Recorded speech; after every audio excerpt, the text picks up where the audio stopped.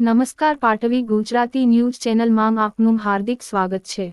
નગરના મુખ્ય માર્ગો ઉપર સ્વયંભૂ કર્ફ્યુ જેવો માહોલ પારો 44 ડિગ્રીએ પહોંચતા ભઠ્ઠીમાં ફેરવાયેલું ડભોઈ નગર। ડભોઈ વેપારીઓ દ્વારા દુકાનોની આસપાસ પાણી છાંટીને ગરમીથી બચવા માટે પણ ગરમીનો પકો એવો હોય પાણી છાંટા પછી પણ ઠંડક થતી નથી। હાલ તો લોકો ઝાડના સહારો લઈને ગરમી લડત આપી રહ્યા છે। ગરમી ઓછી થાય એવી ભગવાન પાસે પણ પ્રાર્થના કરી રહ્યા છે, મનુષ્ય માટેની પણ પશુ પક્ષીઓ માટે। ડભોઈ નગરમાં આજરોજ ગરમીનો મહત્તમ પારો 44 ડિગ્રીએ પહોંચતા નગર આગની ભઠ્ઠીમાં ફેરવાઈ ગયું હતું અને તાલુકામાં પ્રજાજનો ગરમીમાં શેકાયા હતા। મુખ્ય માર્ગો સુમસાન ભાસતા હતા તો વળી ના છૂટકે બહાર નીકળનારા બુકાનીઓ બાંધીને ફરતા જોવા મળ્યા હતા। આકરા તાપમાનના કારણે દિવસે દિવસે ગરમીનો પારો 44 ડિગ્રી થઈ ગયો છે। નગરવાસીઓએ એસી, કુલર અને પંખાના સહારે ઘરમાં કેદ થઈ બેસી રહેવાનું પસંદ કર્યું હતું।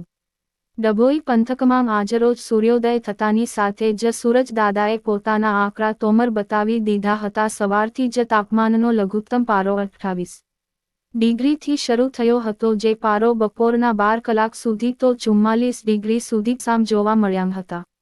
નછૂટકે કામકાજ અર્થે પોતાની બાઇક કે ચાલીને નીકળનારા યુવાધન કે વડીલો ગરમીથી બચવા માટે મોઢા પર સંપૂર્ણપણે બુકાની બાંધીને નીકળેલા જોવા મળ્યા હતા। 44 ડિગ્રી તાપમાનના પારાને લઈ મહેનત મજૂરી કરી પેટીયું રળી ખાતા ગરીબ વર્ગની કફોડી હાલત જોવા મળી હતી।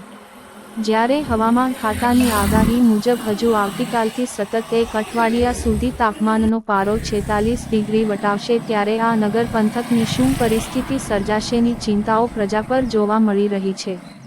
અમારી પાટવી ગુજરાતી ન્યૂઝ ચેનલને લાઇક, શેર અને સબસ્ક્રાઇબ કરવાનું ભૂલશો નહીં। આપની આસપાસના વિસ્તારોમાં બનતી ઘટનાઓ તેમજ ધાર્મિક પ્રસંગો તેમજ સમાચાર આપવા માટે પાટવી ગુજરાતી ન્યૂઝ ચેનલનો સંપર્ક કરો। રિપોર્ટર બિલાલ બુરાવાલા 9510125259।